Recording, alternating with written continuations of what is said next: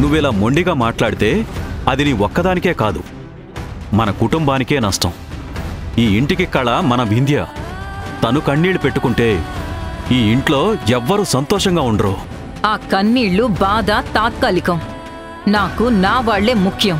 నా అంటే రక్తం పంచుకుని పుట్టిన వాళ్ళు, వాళ్ళకి సంబంధించిన వాళ్లే కాదు, నిత్యం మన మంచి కోరుకుంటూ ఏ స్వార్థం లేకుండా మన సంతోషం కోసం పాటుపడేవాళ్ళు. వింధ్య విషయంలో సంధ్య అలానే ఉంటుంది. వింధ్య మన కోడలు కాబట్టి సంధ్య కూడా మన మనిషే అవుతుంది. నువ్వు వాళ్ళని విడదీసి తప్పు చేస్తుంటే నేను కలిపే మార్గం కోసం నా వంతు ప్రయత్నం చేస్తున్నాను. వద్దు, ఏ ప్రయత్నాలు వద్దు. అన్నీ ఇప్పుడే ఈ క్షణమే ఆపేయండి. మీ అందరికీ అసలు ఈ సంధ్య పిచ్చేంటి? అందుకే దాన్ని సపోర్ట్ చేస్తున్నారు. నేను మాత్రం సంధ్యని పాపని కలవనివ్వను. పాప మీద వింధ్యకి ఎంత హక్కుంటుందో నా కొడుకు కూతురుగా నాకు కూడా అంతే హక్కుంటుంది. పాప క్షేమంగా ఉండాలి అంటే సంధ్య నీడ ఈ ఇంటి గోడ మీద కూడా పడకూడదు. సంధ్య వల్ల జరిగిన నష్టం తెలిసిందానిగా గతాన్ని ఒక పాఠంగా నేర్చుకుని ఈ మాట చెప్తున్నాను. భర్తగా మీ మీద గౌరవంతో చెప్తున్నాను.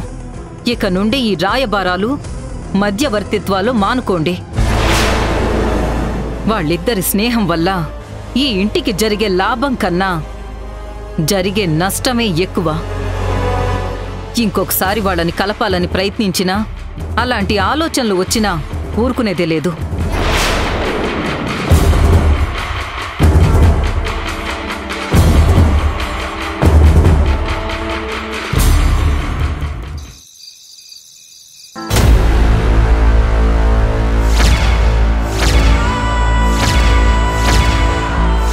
బిడ్డ ఎవరి బిడ్డ?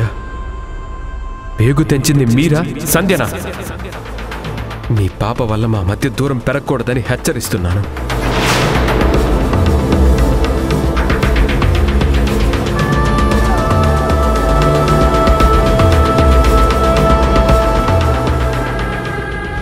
ఒక బిడ్డని ఈ చేతులతోనే మట్టిలో కలిపాను, ఇంకో బిడ్డకి ఈ చేత్తో ముద్ద కలిపి పెట్టాను. మట్టిలో కలిసిన ప్రాణం ఎప్పటికీ తిరిగి రాదు. మొదటి ముద్ద తిన్న పాప దేవుడి దయ వల్ల క్షేమంగా ఉంది. ఎందుకండి నా మీద అంత కోపం పెంచుకున్నారు? పాపని నాకు దూరం చేసి ఏడిపిస్తూ ఎలా చూడగలుగుతున్నారు? హాస్పిటల్ నుండి క్షేమంగా వచ్చిన పాపని నేను చూడాలని వింధ్య తీసుకొస్తే అడ్డుపడ్డారు. మన కన్న బిడ్డ అని తెలియక అమ్మ ప్రేమకి దూరం చేస్తున్నారు. వింధ్య అత్తగారు నన్ను వింధ్యని దూరం పెట్టాలనుకున్నప్పుడు మమ్మల్ని కలిపింది పాపేనండి. నేను అమ్మ అన్న పిలుపుకి దూరమైనా కానీ నా దగ్గర పాలు తాగుతూ నా పొత్తిళ్లలో ఒదిగిపోయింది. అమ్మ స్పర్శని గుర్తుపట్టి ఏడుపు ఆపేది, నవ్వుతో చూసేది. ఇప్పుడు ఆ నవ్వులు నేను చూడాలనిపిస్తుంది. ప్రాణగండం నుండి బయటపడిన నా బిడ్డని గుండెకు హత్తుకోవాలనుంది. కానీ ఎలా? నన్ను ఎక్కడికి వెళ్ళకూడదని గీత గీశారు. ఇప్పుడు ఏం చెయ్యాలి? భర్త గీసిన గీత లేక పేగు పంచిన బంధమా? ఏం చెయ్యాలి? ఏ నిర్ణయం తీసుకోవాలి? అమ్మ ప్రేమతో వెళ్ళాలా లేక భార్యగా భర్త కోసం ఆగిపోవాలా?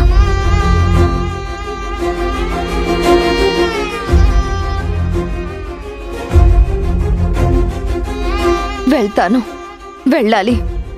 లేదంటే నా ఊపిరి ఆగిపోయేలా ఉంది. నన్ను క్షమించండి. ఏనాడు మీకు ఎదురు చెప్పని నేను మొట్టమొదటిసారి మీ మాటని దాటి వెళ్తున్నాను. ఈ క్షణం నేను శ్రీకర్ భార్యగా కన్నా బిడ్డకి తల్లిగానే ఎక్కువ ఆలోచిస్తున్నాను. నేను చేస్తుంది తప్పో ఒప్పో తెలియదు, కానీ నేను వెళ్ళక తప్పదు. నా పాపని చూసుకుని వెంటనే వచ్చేస్తాను.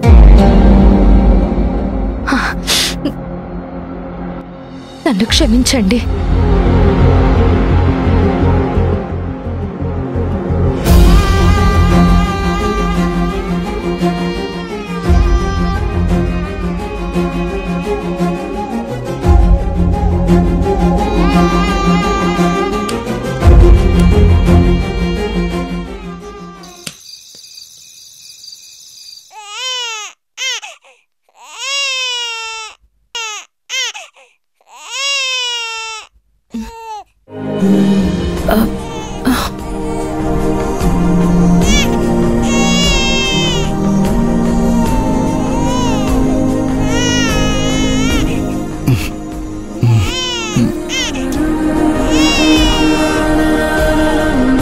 ఏమైంది వింధ్య?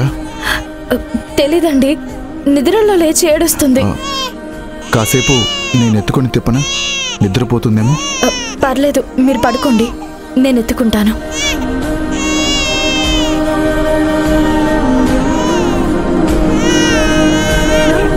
మీరు పడుకోండి, పర్లేదు. ఓ తల్లి, ఓ లేదు లేదు.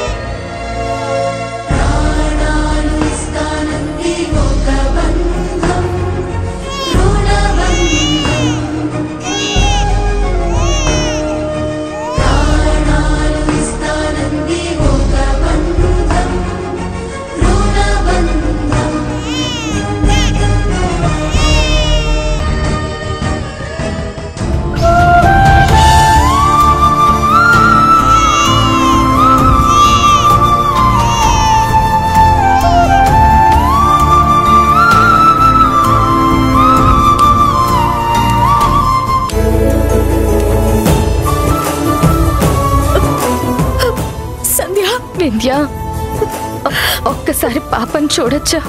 పిచ్చిదానా, చూడడం ఏంటే? ఇది నీ పాప, తీసుకో.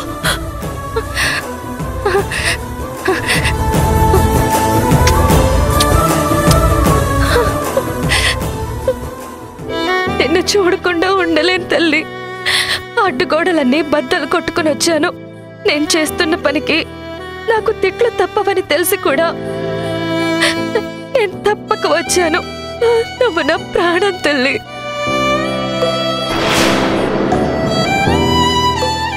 సంధ్య ఈ టైంలో వచ్చిందేంటి? సంధ్య, చిన్నప్పటి నుండి నువ్వు నాకన్నా ఎక్కువగా ఎవరితో క్లోజ్గా ఉన్నా, ఫ్రెండ్షిప్ చేసినా నాకు చాలా ఈర్ష్య పుట్టేది. నీ స్నేహం నాకు మాత్రమే సొంతం కావాలని వాళ్ళకి దూరంగా తీసుకొచ్చేదాన్ని. కానీ లైఫ్లో ఫస్ట్ టైం నా స్నేహం కన్నా పాప మీద ప్రేమ ఎక్కువైనా కూడా చాలా సంతోషంగానే ఉంది. అందుకే మీ ఇద్దరూ దగ్గరవ్వాలని కోరుకుంటున్నాను. నా భర్త నా క్షేమం కోసం, ప్రాణం కోసం ఆలోచిస్తున్నారు, కానీ నా ప్రాణం ఎక్కడే ఉందని ఆయనకి తెలియడం లేదు. పాపకి నీకు నీ భర్త అత్తయ్య అడ్డుగా ఉన్నారు. ఇక్కడ మా అత్తయ్య పాపని నీకు దూరంగా ఉంచమంటున్నారు. మన జీవితాలు ఇలా మారిపోతాయని, ఒకరినొకరు చూసుకోలేని రోజు వస్తుందని కలలో కూడా ఊహించలేదు సంధ్య. అంతా మన కర్మ.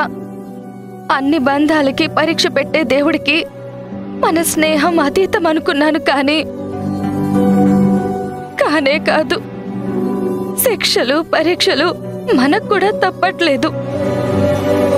సంధ్య, నువ్వు వస్తావని నాకు తెలియకపోయినా పాపకి మాత్రం తెలిసింది. అందుకే నన్ను నిద్ర లేపడానికి తను ఏడ్చింది. బాల్కనీలోకి రావడానికి కూడా కారణమైంది. లేదంటే నేను నిన్ను చూసేదాన్ని కాదు, నీకు పాపని చూసే అవకాశం దొరికేది కాదు. నా బంగారు తల్లికి అన్నీ తెలుసు వింధ్య. ఈ ప్రపంచంలో ఎవరు అర్థం చేసుకున్నా చేసుకోకపోయినా ఈ పాప మాత్రమే మనిద్దరి స్నేహాన్ని అర్థం చేసుకుంటుంది. మన బంధానికి బాధ్యతగా మారుతుంది. సంధ్య, నువ్విక్కడికి వచ్చినట్టు ఎవరు చూడలేదు కదా? చూస్తే ఆ ఇంటి గుమ్మం కాదు కదా, మా గది కూడా దాటేదాన్ని కాదే. పాపని చూడాలనుకున్నాను, చూశాను. ఆయన ముట్టుకోవద్దని చెప్పినా నేను ముద్దు పెట్టుకున్నాను. ఈ జ్ఞాపకాలు తలుచుకుంటూ ఇంకొన్ని రోజులు పాపని చూడకపోయినా సంతోషంగా బ్రతికేస్తాను. వెళ్ళొస్తాను వింధ్య.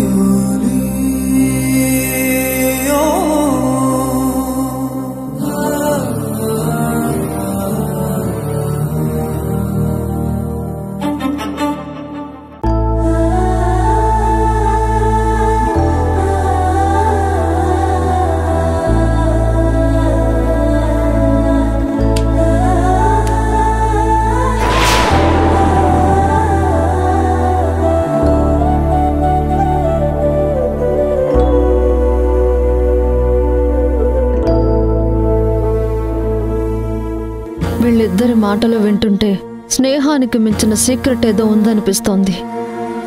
పాలిచ్చినంత మాత్రాన ఇంత పిచ్చి ప్రేమ పెంచుకోవాలా? భర్తకి కూడా చెప్పకుండా ఈ ఇంటికొచ్చి ఎందుకింత రిస్క్ చేస్తుంది? ఇదేదో మనకి పనికొచ్చే విషయంలా ఉంది. వీలైనంత త్వరగా ఈ సీక్రెట్ ఏంటో కనిపెట్టాలి.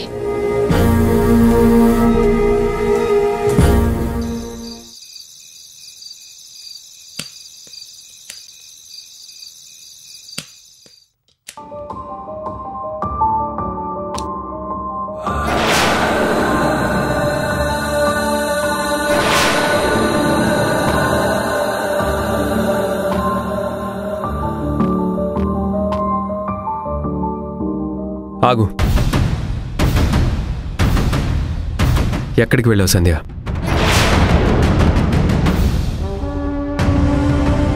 అడుగుతుంది నిన్నే. ఎక్కడికి వెళ్ళావు?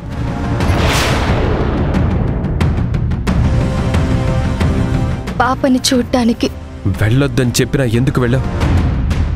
అంటే నీ ఇష్టానికి నువ్వు ప్రవర్తిస్తుంటే ఎవరు ఏమన్నారన్న ధీమానా? లేకపోతే వీళ్ల మాట నేనెందుకు వినాలన్న పొగరా? రెండూ కాదండి. మీ మాట వినే ఉదయం నుండి ఎక్కడికి వెళ్ళలేదు. కానీ కలలో పాప గుర్తొచ్చి చాలా ఇబ్బంది పడ్డాను. హాస్పిటల్ నుండి క్షేమంగా వచ్చిన పాప ఎలా ఉందో వెంటనే చూడాలనిపించింది. నన్ను నేను కంట్రోల్ చేసుకోలేక మీ మాట దాటి వెళ్ళాను.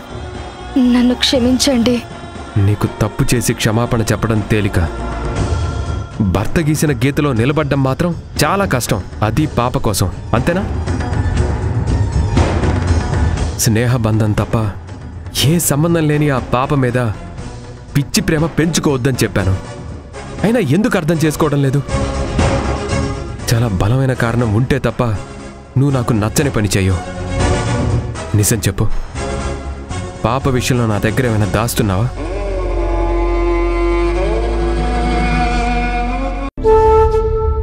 అందరి ముందు చెప్పడానికి భయపడుతున్నావా? లేదండి, మీ దగ్గర నేనెందుకు దాస్తాను? పాపని చూడాలనిపించే వెళ్ళాను. వేరే ఏ కారణం లేదు. ఈ టైంలో నువ్వు గుమ్మం దాటి వెళ్ళడం ఎవరైనా చూస్తే మన ఇంటి పరువు ఏమవుతుందో ఆలోచించావా? ఇలాంటి పనులు చేయడం వల్ల అందరికీ ఎంత నష్టమో నీకెన్నిసార్లు చెప్పాలి?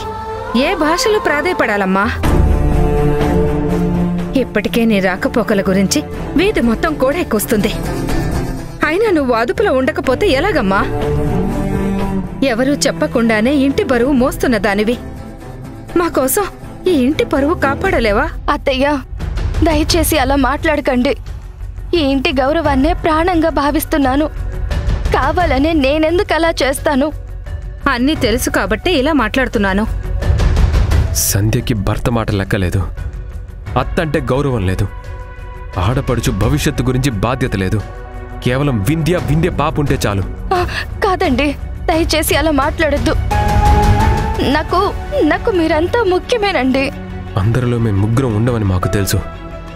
ఎందుకంటే నువ్వు కలలో కలవరపడేది అర్ధరాత్రి అపరాత్రి చూడకుండా పరుగులు తీసేది మా కోసం కాదు, వింధ్య ఆవిడ కూతురి కోసం.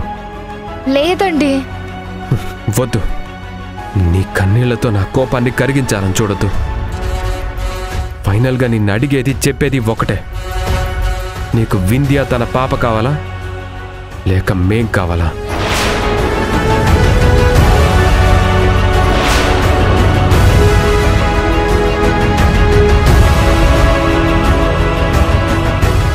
ఇద్దరు అని తెలివిగా సమాధానం చెప్పాలనుకోకు.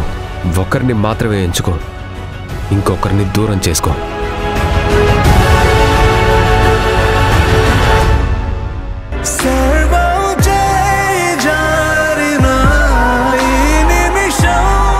గోటితో పోయేదాన్ని గొడ్డలి వరకు తెచ్చుకున్నావు. నిన్ను మార్చాలనుకుంటే మమ్మల్ని ఏ మార్చుతున్నావు?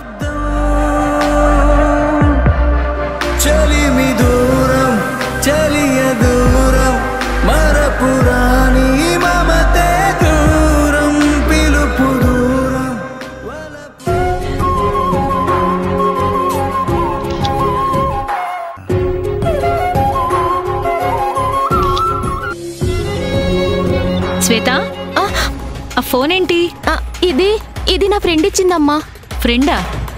ఎందుకిచ్చింది? అది వేరే కొత్త ఫోన్ కొనుక్కొని ఇది నాకు ఇచ్చింది. ఇది కూడా కొత్త ఫోన్లానే ఉన్నట్టుందే.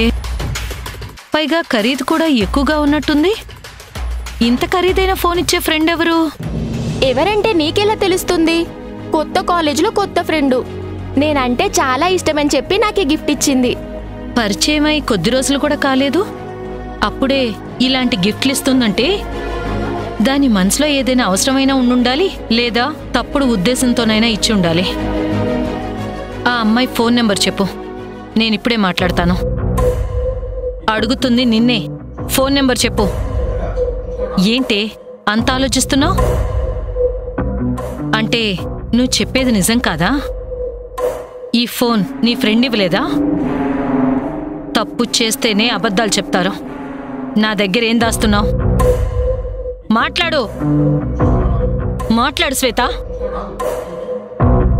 నువ్వు నా దగ్గర సీక్రెట్లు దాయొచ్చు, నేను దాస్తే మాత్రం అదేదో పెద్ద తప్పులా నన్ను తిడుతున్నావు. ఏంటి? నేను సీక్రెట్స్ దాచానా? ఏంటవి?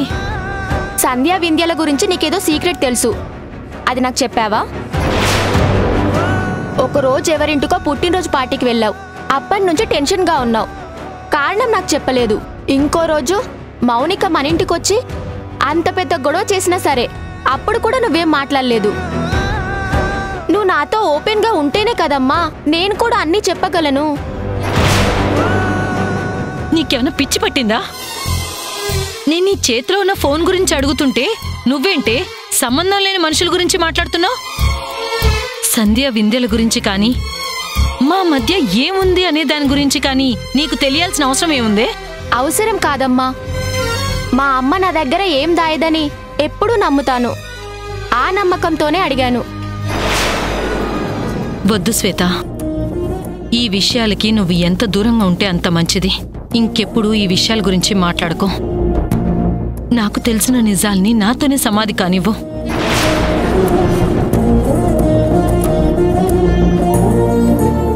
ఇదేంటి అమ్మేం చెప్పట్లేదు? అమ్మ సీక్రెట్ చెప్పకపోతే మౌనిక గిఫ్ట్స్ ఏం ఇవ్వదే. ఇప్పుడేం చేయాలి?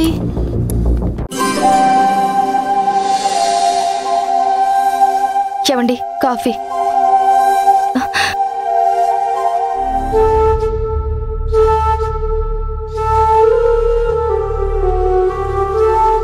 అత్తయ్య ఇలా ఇవ్వండి, నేను కట్ చేస్తాను.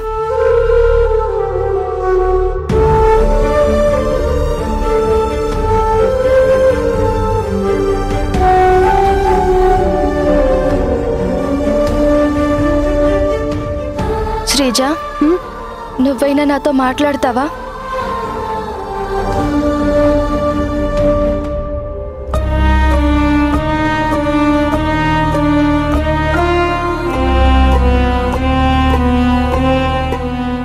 స్వామి, పుట్టిన వెంటనే ఒక బిడ్డని దూరం చేశావు. నాకు దూరంగా ఉన్నా రెండో బిడ్డ మీద మమకారం పెంచుకోవడం నేను చేసిన తప్ప? నిందలు వేసే మనుషుల కోసం నన్ను శిక్షించడం న్యాయమా? ఈ కుటుంబమే లోకంగా బ్రతుకుతున్నాను. ఈ ఇంటి గౌరవం కోసం ఏం చెయ్యడానికైనా నేను సిద్ధంగా ఉన్నాను. అన్నీ తెలిసి కూడా నా మీద కోపం చూపిస్తున్నారు. నాతో మాట్లాడమే పాపం అనుకుంటున్నారు. నేను భరించలేకపోతున్నాను. ఈ సమస్యకి నువ్వే పరిష్కారం చూపించు.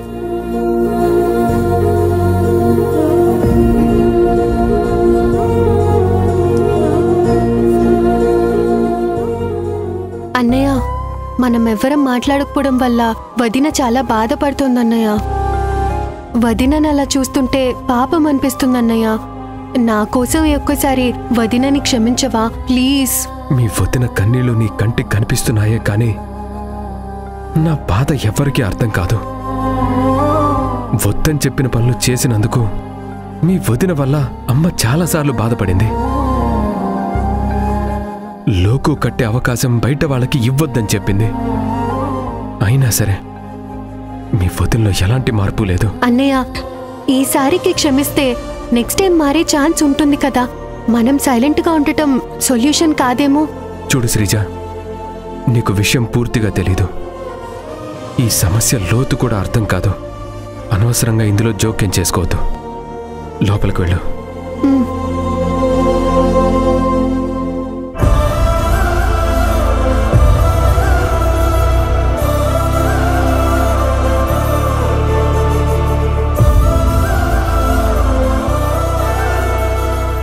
ఇంకెప్పుడు పాప జోలికి వెళ్ళొద్దు. నా మీద కోపాన్ని పాప మీద ఎందుకు చూపిస్తారు? ఊరంతా మన గురించి అలుసుగా మాట్లాడడానికి కారణం ఆ పాప. పరాయి వాళ్ల కోసం ఇంటి పరువుని మంట కలుపుతున్నావు. మన కుటుంబం సంతోషం మొత్తాన్ని నువ్వు దూరం చేస్తున్నావు.